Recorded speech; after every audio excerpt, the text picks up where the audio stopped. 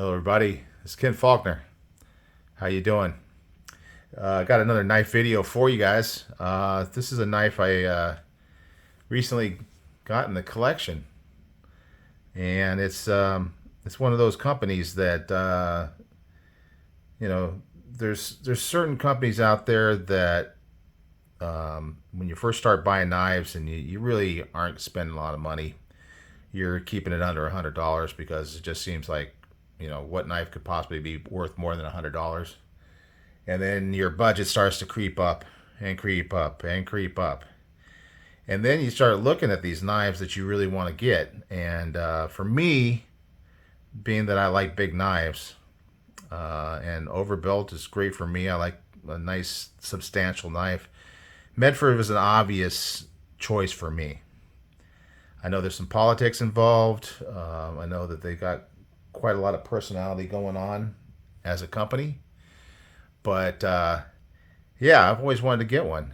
But I still couldn't pull the trigger on those kind of price tags that they have. This one, however, became available. It's not a brand new knife. Nick Edwards over at Behind the Edge. I mentioned before on a video where I was buying a couple knives that were being offered up by different channels, and this is one of those types of knives. And because of the fact that he was offering this knife at such a sweet deal, compared to how much it costs when it's brand new, it made it so that I could actually buy this knife. And I'm super appreciative to Nick. He's a great guy, great channel. Please go over, subscribe to him, because he is pushing forward, looking to get to 2,000 subscriptions, because he already has an amazing giveaway planned. So he is like one of these channels that when he does a giveaway, it's always good stuff. So I highly recommend you go check him out. May not be for everybody, but sometimes I'll sub to channels that I don't watch very often, but just give a little love, give a little encouragement, give them a little something to help them get where they want to go. And he's been working really hard. Anyway, back to the knife. Medford Knife and Tools. Now, this knife became available, and I had to get it because it was a Medford. I don't think I would have bought this knife, and I'm going to tell you why.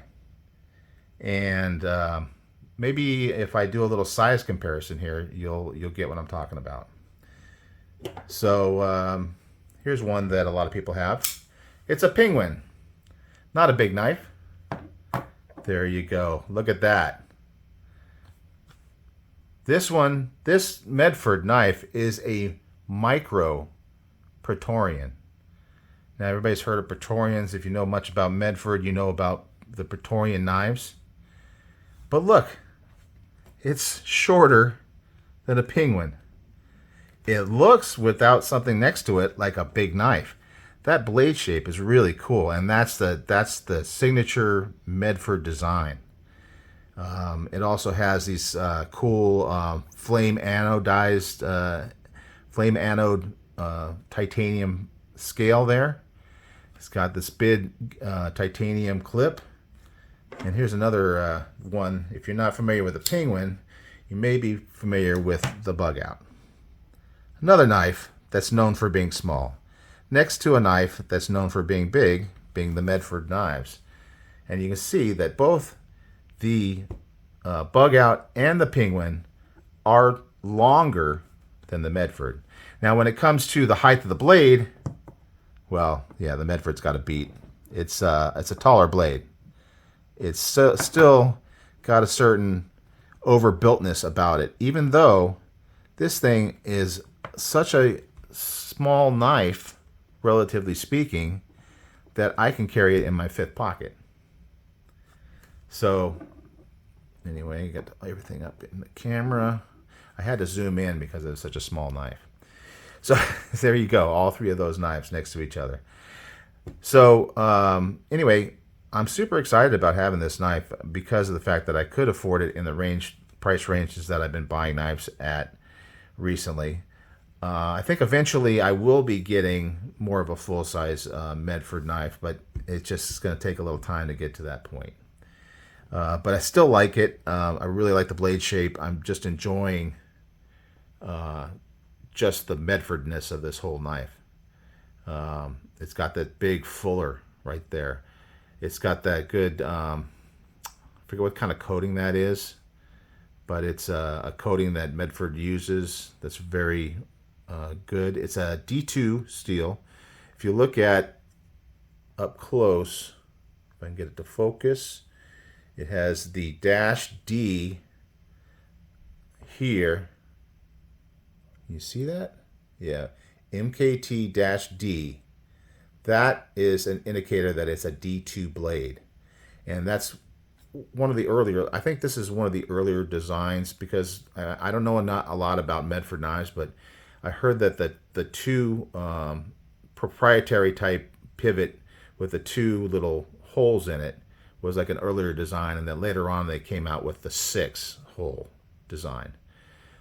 Medford is not too keen on people taking apart their knives. In fact, they say that it will void the warranty. So that's just the way they are as a company, and that's what it looks like. You get that cool ano there. You can see a little scratch here, but I mean, I'm okay with that. I like a knife that has a little bit of wear to it. Now the other side is G10. Very grippy G10. And it's got, what do you want to call that? Like an attention getter, a wig splitter. Depends on who you talk to. But it definitely would do that job. As far as fitting in the hand, it's not the biggest knife. So it really, for me, I can grab a hold of it with 3 fingers here at the back. And then what I'll do is I'll rest my pointer finger there on this part of the knife, and I can still hold on to it pretty good, and I'm okay with that. I mean, it's not my go-to. I do like a bigger knife, bigger handle, but this is okay. I got a good grip with those last 3 fingers, so I'm okay with it. It's good. The action, it's on washers, so it's not like one of your bearing knives that's just going to drop. Okay, but if you get a good flick, you can get it to go. Usually I have to kind of give it a little wrist under the camera. Yeah, it's way more difficult to do. But if I give it a little wrist and I'm not under the camera, I can get it to come out. But you can slow roll it basically. I mean, some knives, they really don't really intend it to be flicked out and flicked back in, but you can get it. Anyway, this is an interesting design to me. You know, normally when you got the titanium scales, you have a steel insert on the lock bar. But this one, and I'm going to grab a flashlight so I can kind of point this out a little bit more. It does not have a steel insert. Hopefully you can see that. So you got the titanium up against the D2 steel blade. And because of that, now it's got a real good relief in there, and it's on the inside, which I like. But it's basically titanium right against it. So because of that, what I get is a little bit of a lock stick on this knife. A little bit. I don't know if you can hear that. Try that again. You hear that little breakaway? But I kind of see that as part of the whole experience of the knife. It's being that it doesn't really swing out that fast. Also, that little it's a good, strong, tight hold, obviously, but you got to kind of push on it to get that in. So that's one thing that's a little bit odd. Now, another thing about it is, you know, usually when you have a G10 scale, you have a liner. Either it's an inset liner. You can tell I haven't taken this apart because it's kind of dusty in there. I probably have to run a cloth in there and clean that out. Probably should have done that before the video. Anyway, The G10 is the liner. Well, it's just a scale without a liner, and it's just the G10. And that seems kind of odd. You usually want to have a steel liner or titanium liner or something in there to give it some rigidity. But in reality, even though this G10 is not super thick, pushing on it, it is pretty darn solid. And I tell you, G10 is actually a very strong material. So it seems to work just fine. You know, and it makes it a little bit lighter. I looked for some more videos on this knife because I hadn't really heard of it before I bought this, before it became available for me to buy.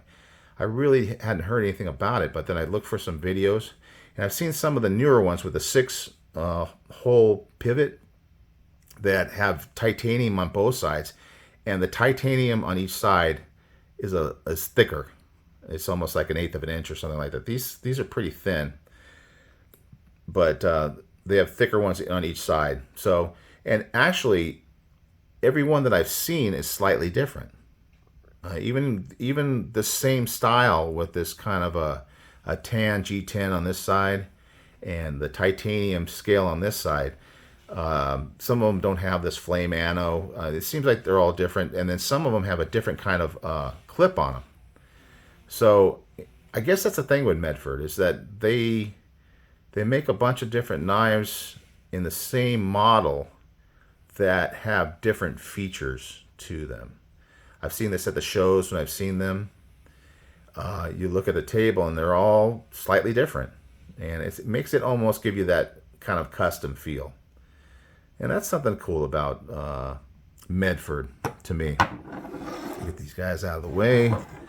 And another thing is, when I got this from Nick, I got the whole thing. I mean, it came in the Medford box. I'm going to zoom out. I'm going to pull this camera away a little bit so you can see this, because this is, when you look at the box, you're going, wow, that's got to have a big knife inside of it. And you look at the price that was on it. I think this is the price when it was brand new. That's what when I looked up online, that's what they're selling these for.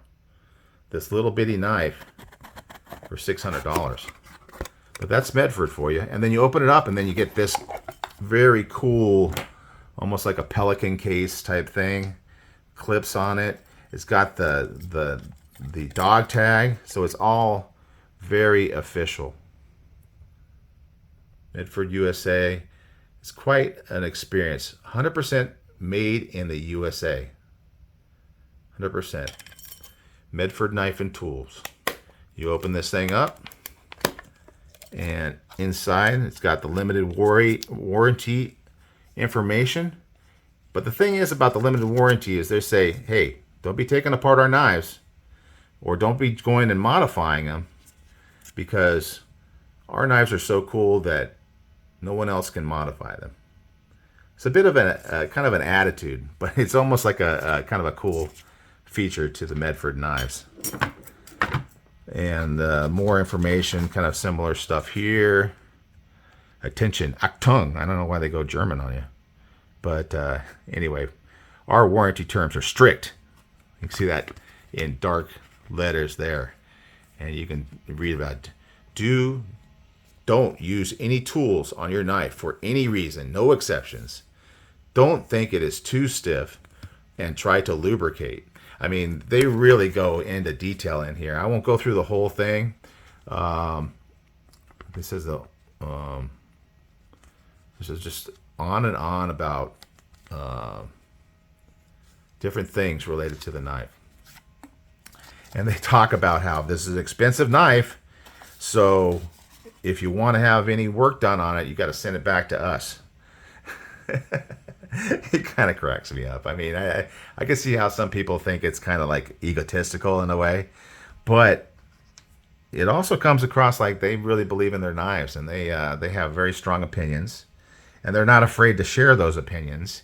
And you know, if you can't deal with it, then you know, maybe you don't need to buy a Medford knife. And I know there's a lot of people out there that probably never will. But for me, this is kind of a gateway. This is like a beginning point. This is like a little small entry into the experience of Medford knives, and I believe that I will be picking up more of these in the future. I wouldn't expect it to be anytime soon, but you never know. I might suddenly feel rich one day. I might have like this sudden urge and do something crazy. That does happen. And I think if you are one of these knife people like I am, like so many people that I hear about in the chats and talk about their experiences, you kind of know what I'm talking about. So anyway, this is my video on my first Medford knife, and probably not the last, but I'm going to enjoy this one. And thank you, Nick, for selling this one to me and giving me the chance to experience. You all take care, and I will see you on the next one.